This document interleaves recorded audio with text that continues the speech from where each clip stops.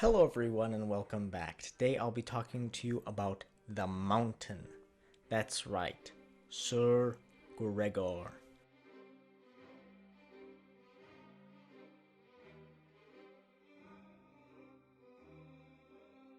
To start off, what I'm going to do is kind of go over the non-metallic process I used, and that's just for like the kind of the knee plate and then the thigh on the leg that's sticking out.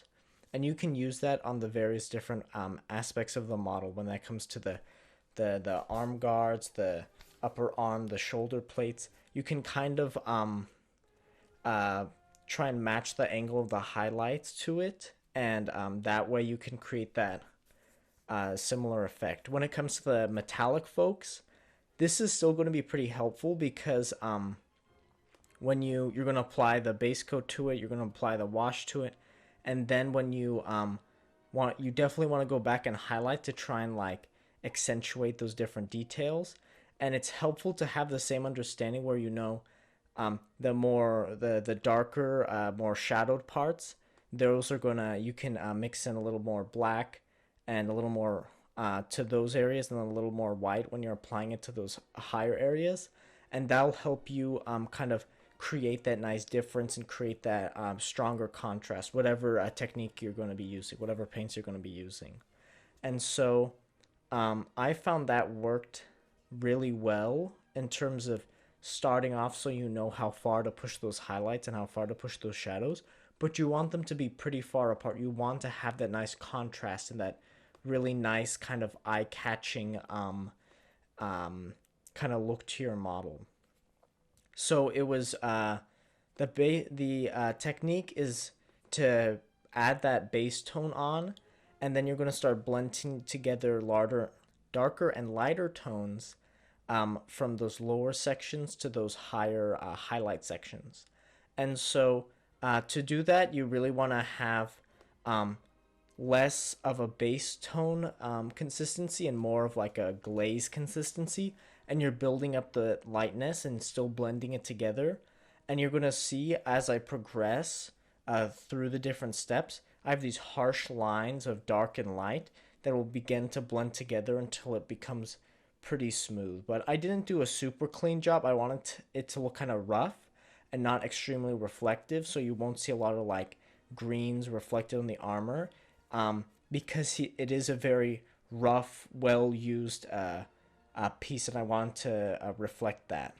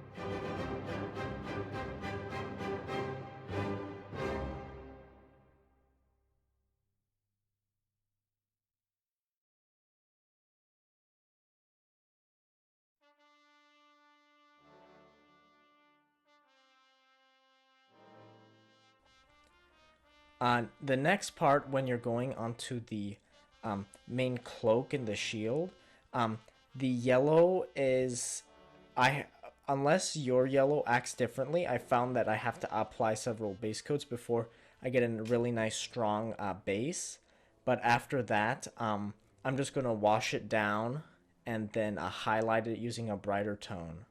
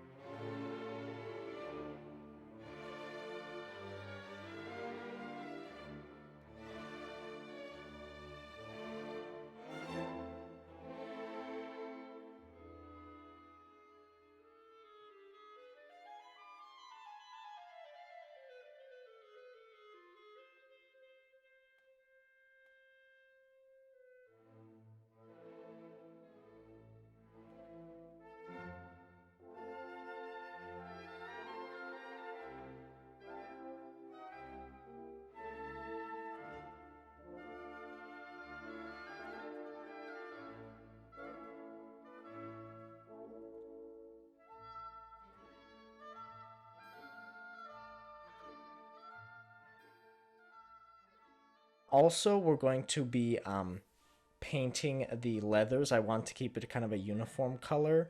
I feel like that would work well for the model, and so that's just a pretty standard fare of getting those colors down, then using highlighting to kind of maybe mark out little pieces of wear and tear, and also the upper edges.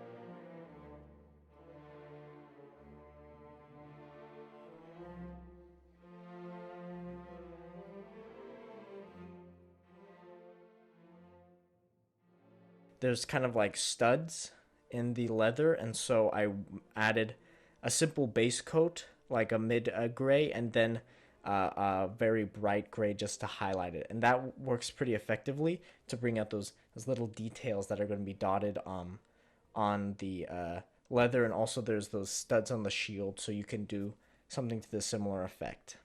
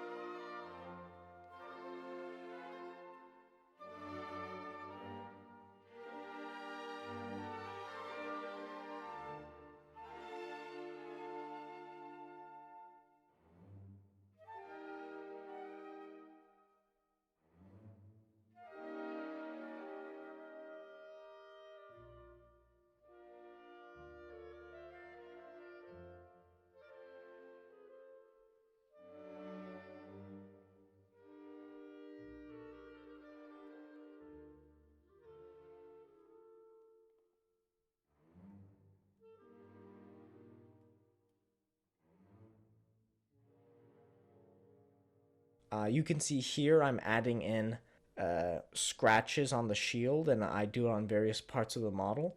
And you can do that by looking at the tone that's present and then kind of working around it. So if you have a mid-tone, you would use maybe a lighter one. If you have a very light tone, you'd maybe use like a darker one.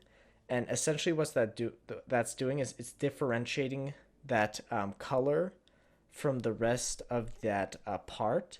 So something on the sword, you might have like a bit of shadow there where like there's a bit of a wedge in it.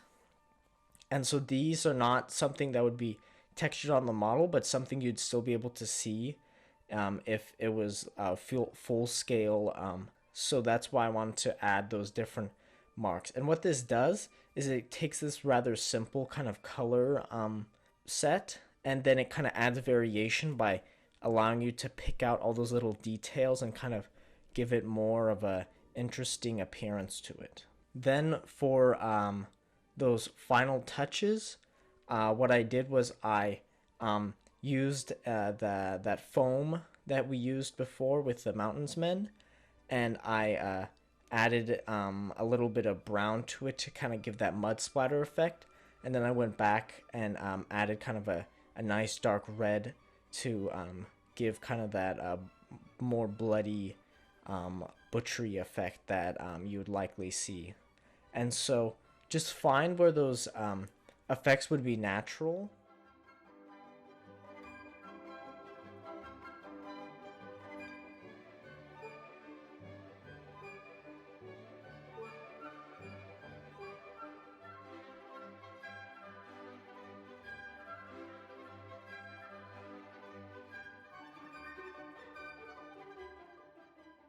Well, that about wraps it up for today's video. I hope you guys enjoyed, and gals. If you want to see more videos, I have the whole playlist on my channel. This is the quote-unquote Halloween special, since the mountain's such a scary one. And we'll be pretty soon finished with the starter box. We just have a few more characters and a unit or two to complete. Stay subscribed and you'll be able to see the next ones coming up. And I'll see you guys on the next video. Have a good one.